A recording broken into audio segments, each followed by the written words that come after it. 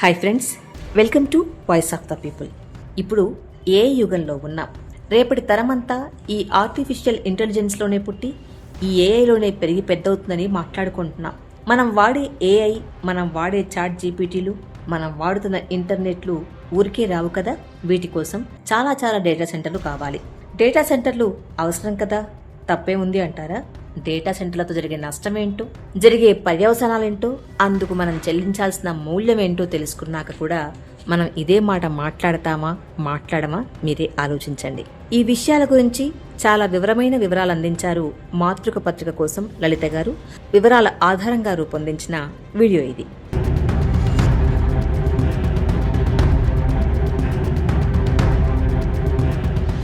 విశాఖపట్నంలో దేశంలోని అతిపెద్ద ఆర్టిఫిషియల్ ఇంటెలిజెన్స్ డేటా సెంటర్ రాబోతున్న సంతోషంలో ముఖ్యమంత్రి Chandrababu Naidu ji in Vizag is now for Google అని ఎక్స్లో అక్టోబర్ 15, 2025 పోస్ట్ చేశారు. కృత్రిమ మేధ ఇప్పటికే మన డిజిటల్ ప్రపంచాన్ని నెమ్మదిగా ఆక్రమిస్తున్న తీరు చూస్తూనే ఉన్నాం. దీన్ని మరింత ఉన్నత స్థాయికి చేర్చడం కోసం 12 దేశాల్లో గూగుల్ తలపెట్టిన డేటా సెంటర్లలో విశాఖపట్నం కూడా ఒకటి. అమెరికా బయట గూగుల్ నిర్మించే డేటా సెంటర్లలో విశాఖపట్నం డేటా సెంటర్ అతిపెద్దదని చెబుతున్నారు.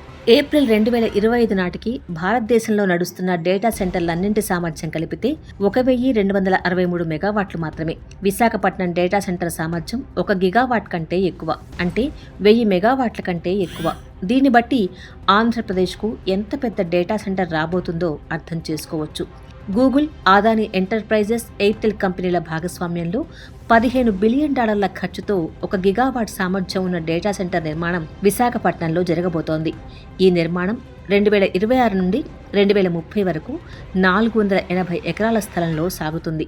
ఉవ్వెత్తున వచ్చేస్తున్న ఏఐ విప్లవానికి ఈ డేటా సెంటర్లు కీలకమైనవి. గూగుల్ డేటా సెంటర్ నిర్మాణం వల్ల స్థానికులకు లక్షల్లో ఉద్యోగాలు వస్తాయని, విశాఖపట్నం భారతదేశపు ఏఐ రాజధానిగా మారుతుందని చెబుతున్నారు.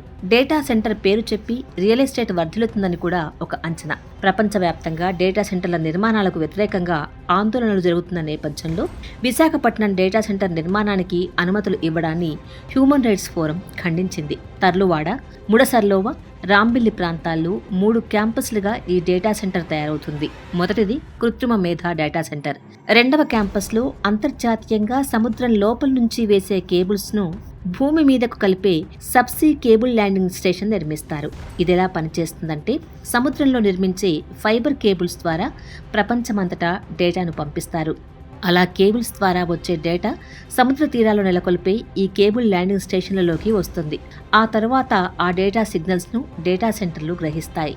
ఇలా అందుకున్న డేటాతో ఏ నమూనాలకు శిక్షణలు ఇవ్వటం, వాటి సామర్థ్యాన్ని, భద్రతను పెంపొందించడం వంటి ఎన్నో పనులు సాధ్యపడతాయి. ఇక 3వ క్యాంపస్లో సోలార్ పవర్ తయారీ కోసం వనరుల ఏర్పాటు ఉంటుంది. ఈ డేటా సెంటర్లకు కావలసిన ఇంధనంలో 80% వరకు ప్రత్యామ్నాయ ఇంధన వనరుల ద్వారా తయారు చేసుకుని ఆ గ్రీన్ ఎనర్జీని మాత్రమే వాడుకుంటామని గూగుల్ వంటి టెక్ కంపెనీలు చెప్తాయి. అందువల్ల సోలార్ పవర్ ఏర్పాటు కూడా ఈ ప్రాజెక్టులో ఉందని చెబుతున్నారు.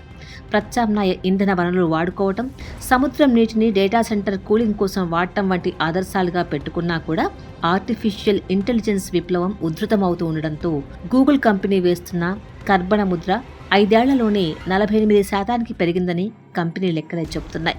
నీరు, విద్యుత్ వాడకం బాగా పెరిగింది. కర్బన ఉద్గారాలు తగ్గించడం కోసం తగిన టెక్నాలజీని వెతుకుతున్నామని గూగుల్ చెబుతుంది. అవిశ్రాంతంగా పనిచేసే ఈ డేటా సెంటర్లు వేడెక్కిపోతూ ఉంటాయి. నిరంతరం డేటాను అందిస్తూ ఉండే వందల కొద్ది సర్వర్లను చల్లగా ఉంచడం కోసం నీటితో పనిచేసే భారీ ఎత్తు ఎయిర్ కండిషనర్లు కావాలి. వాటి కోసం ప్రతిరోజు లక్షల కొద్ది లీటర్ల నీరు అవసరమవుతూ ఉంటుంది. అలా వాడుకునే నీరు 80% ఆవిరైపోతూ ఉంటుంది. 1 గిగావాట్ ప్రాజెక్టుకు రోజుకు 70 లక్షల నుంచి 1,90,00,000 లీటర్ల వరకు నీరు అవసరమవుతుంది. డేటా సెంటర్కు కావలసిన నీటిని ప్రభుత్వం ఏ మేరకు అందిస్తుందో తెలియదు. అమెరికా లాగా మన దేశంలో ఈ కంపెనీలు ఎంతవరకు నీటిని తీసుకోవచ్చు అనే దాని మీద స్పష్టమైన పరిమితులు కూడా ఉన్నట్టు కనిపించదు. ఇప్పటికే విశాఖపట్నంలో భూతాపం వల్ల వేడి పెరిగింది, నీటి కొరత పెరిగింది. భారీ డేటా సెంటర్లు ప్రజల అవసరాలను పక్కన పెట్టి నీటిని కాజేస్తాయి, నీటి కొరతను మరింతగా పెంచుతాయి. ఈ అనుమానాలకు విశాఖపట్నం డేటా సెంటర్ మినహాయింపేమీ కాదు. ఒక సగటు గూగుల్ డేటా సెంటర్ రోజుకు 17 లక్షల లీటర్ల నీటిని వాడుతుందని గూగుల్ సంస్థ చెప్తోంది. మరి 1 గిగావాట్ సామర్థ్యం ఉన్న డేటా సెంటర్కు ఎన్నెన్ని లక్షల లీటర్లు నీరు కావాలో ఊహించవచ్చు. డేటా సెంటర్ నిర్మాణం జరిగే తర్లువాడ గ్రామంలోని భూగర్భ జలాలను సెంటర్కు ఇవ్వబోవడం లేదని, అక్కడికి 2 కిలోమీటర్ల దూరంలో ఉన్న గంభీరం రిజర్వాయర్, జగ్గమ్మగెడ్డ, పోలవరం నుంచి డేటా సెంటర్లకు నీళ్లు అందిస్తారని, అలాగే గ్రామంలో విద్యుత్ సబ్స్టేషన్ వస్తుందని ఆ గ్రామస్తులకు ప్రభుత్వం చెప్తోంది.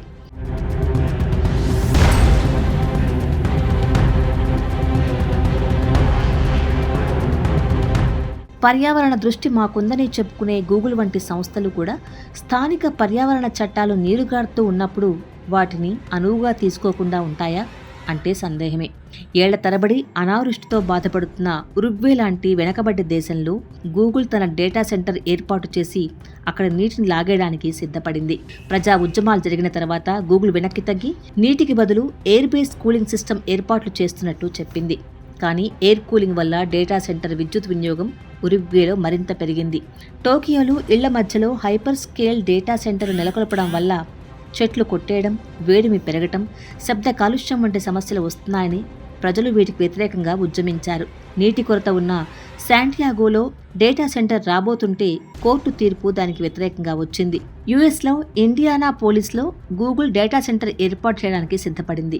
అక్కడి తమ నీటిని, విద్యుత్తును డేటా సెంటర్ భారీగా తీసేసుకుంటుందని, వచ్చే ఉద్యోగాలు అంతంత మాత్రమేనని అభిప్రాయపడ్డ ప్రజలు దాన్ని వ్యతిరేకిస్తే గూగుల్ ఆ ప్రాజెక్టును విరమించుకుంది. ఇలా ప్రజా వ్యతిరేకత ఉన్న చోట్ల గూగుల్ సర్దుబాటు చేసుకుంది.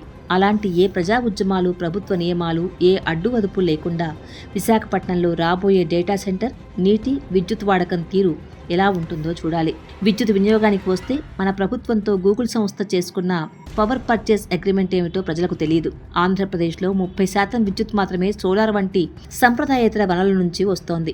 ఇప్పటికీ రాష్ట్రంలో ఉన్న సోలార్ ఎనర్జీ నుంచే గూగుల్ విద్యుత్తును తీసుకునే మాట అయితే ఆ మేరకు ప్రభుత్వం ప్రజలకు బొగ్గు వంటి సంప్రదాయ వనరుల నుంచి వచ్చే విద్యుత్తును ఇవ్వవలసి ఉంటుంది. అంటే డేటా సెంటర్ కర్బన ముద్ర తగ్గే అవకాశమే లేదు. గూగుల్ చెప్తున్నట్టుగా సోలార్ పార్క్ తయారై అక్కడి నుంచి ఆ ప్రాజెక్టుకు విద్యుత్ సరఫరా అయ్యే వరకు నమ్మలేం. డేటా సెంటర్ తన సొంత విద్యుత్ తయారు చేసుకున్నా సరే పవర్ గ్రిడ్ నుంచి బ్యాకప్ సౌలభ్యం కూడా ప్రభుత్వాలు దానికి ఇస్తాయి. ఇక్కడ అలాంటి సౌలభ్యం ఇస్తున్నారో లేదో ప్రజలకు తెలియాలి. Apple, Google, meta, Microsoft, Amazon వంటి కంపెనీల డేటా సెంటర్లు సంవత్సరానికి 33% చొప్పున పెరిగిపోతూ ఉంటే ప్రత్యామ్నాయ ఇంధన వనరుల ద్వారా వచ్చే ఇంధనం పెరుగుదల మాత్రం 2024 నాటికి 15.1% వరకే ఉందని వరల్డ్ ఎకనామిక్ ఫోరం చెబుతోంది. డేటా సెంటర్ల కర్బన ముద్ర మరింతగా పెరుగుతుందని ఇది సూచిస్తుంది. 1 గిగావాట్ డేటా సెంటర్కు 10 లక్షల కుటుంబాలకు సరిపడేంత విద్యుత్ కావాలి. ఇందులో 80% తప్పనిసరిగా గూగుల్ నిర్మించబోయే సోలార్ పార్క్ నుంచి వస్తుందా అంటే అలాంటి హామీలేవి ప్రజలకు పేపర్ మీద కనిపించవు.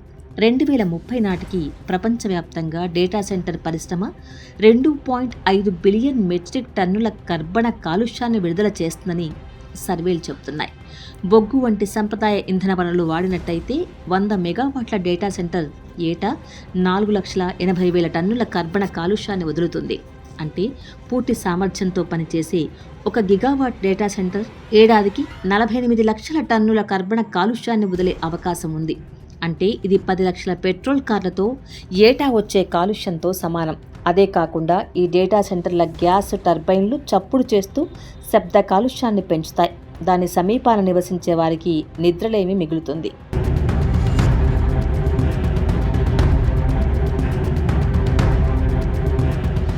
ఈ డేటా సెంటర్ల అవసరం బాగా పెరిగిపోవడానికి కారణం ప్రజలు ఏఐ మీద అతిగా మోజుపడటమే. డిజిటల్ ప్రపంచంలో ఏఐ బొమ్మలు మనుషులను రీప్లేస్ చేయడం మనం చూస్తున్నాం.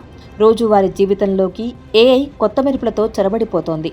ఫిలాసఫీ నుంచి పోస్కోల్ కబుర్ల వరకు ప్రతిదీ తెలుసుకోవడానికి అందరూ ఏఐ వాడుతున్నారు. ఈ ఏఐ సెర్చ్ ఇంజన్లలో చాట్ జీపీటీ గురించి ముఖ్యంగా చెప్పుకోవాలి.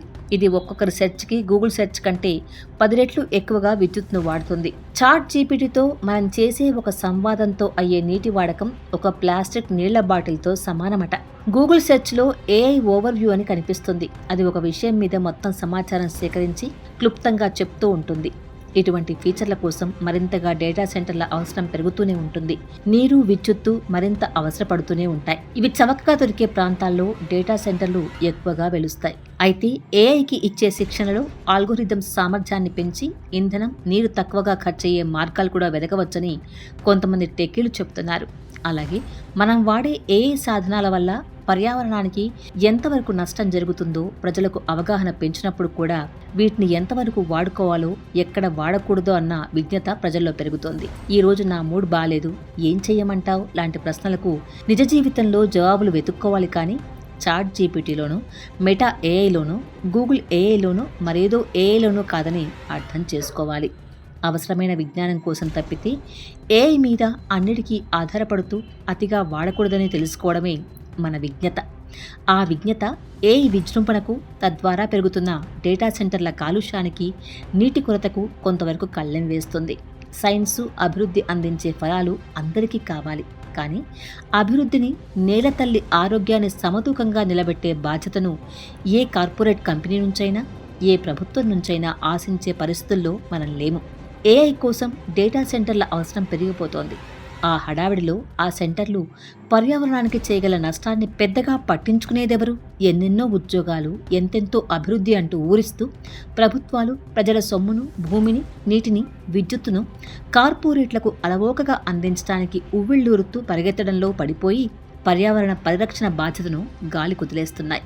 ప్రతి ప్రాజెక్టు గురించి, అది వదిలే కర్బన ఉద్గారాల గురించి, అది వాడే నీరు, విద్యుత్ వివరాల గురించి, ఆ ప్రాజెక్టుల మీద విధించే అదుపు నియమాల గురించి పారదర్శకంగా, బాధ్యతగా ప్రజలకు వివరించేలా ప్రభుత్వాలు, అలా వివరించాలని నిలదీసేలా పౌర సమాజం తయారైతేనే నేల తల్లికి మనం పెడుతున్న పొగల సెగల నుంచి కొంత ఊరట దొరుకుతుంది.